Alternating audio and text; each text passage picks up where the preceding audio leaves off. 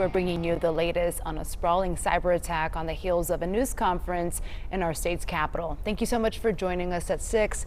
I'm Ozzie Mora. I'm Brian Loftus. We heard from state leaders earlier. This is the first time state officials are speaking publicly on what has been crippling outages. They say began Sunday morning. We begin with 8 News Now investigator Kyle Payne on this issue. And he joins us live. Now, Kyle, just how bad is this attack, and is there an end in sight?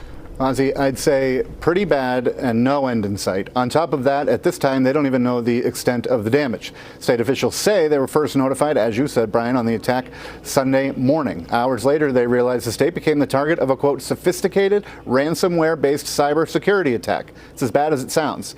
If you're receiving Medicare health benefits from a provider, though, to go through some of the highlights at the press conference, you should continue to do that with those health benefits. If you need something that has to be done by the state in that regard, you'll have to email the state.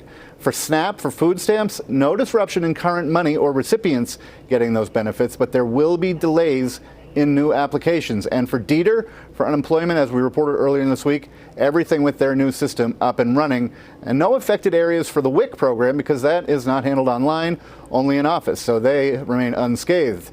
So days after this happened, the governor's office reported that some Nevada's information got out.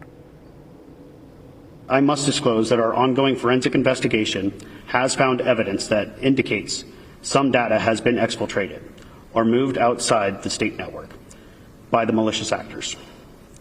I need to be very clear on the next point. At this stage of our intensive investigation, we cannot yet identify or classify the specific nature of this data.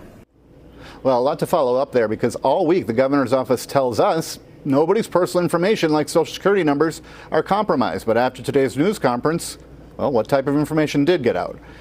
There were at least 10 speakers at this news conference, including the director of the DMV. One notable absence from today's presser, Governor Lombardo, who has not spoken publicly about this cyber attack. His spokeswoman said earlier today, and on X it seemed, he was previously at a scheduled church event in Elko, and now he's taking some, quote, rural meetings out there. The spokeswoman told us he's getting hourly updates and was in Carson City last night. Reporting in the newsroom, Kyle Payne, 8 News Now. Kyle, thank you. Now, still plenty to unpack with this issue. Stay with us as we bring you more of the domino effects of the outages shortly. And also online, we've broken down the different departments and what is open, what is not open. It's all there on 8newsnow.com.